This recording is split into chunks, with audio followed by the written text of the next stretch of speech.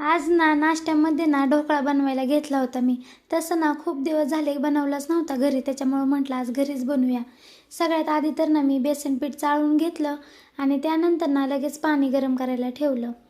आणि बेसनामध्ये ना मी हळद, चवीपुरतं मीठ घातलं आणि 1 चमचाभर साखर अशी टाकली आणि थोडंसं पाणी टाकून ना मस्त असं मिक्स करून घेतलं.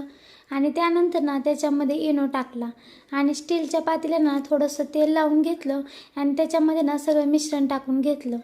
आणि साधारण ना 15 मिनिटे मी वाफ द्यायला ठेवला ढोकळा स्लो गॅसवर. आणि 15 मिनिटांनी बघा मस्त असा ढोकळा तयार झाला होता आणि जाळी पण खूप छान आली होती ढोकळ्याला.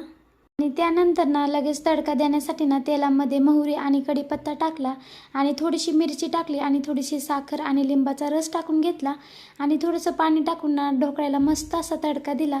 आणि खरंच टेस्टला म्हणाल तर खूपच छान लागत होता ढोकळा. आणि व्हिडिओ जर आवडला असेल ना लाईक अँड कमेंट करायला विसरू नका. भेटूया अशाच एका नवीन ब्लॉगमध्ये. Bye bye.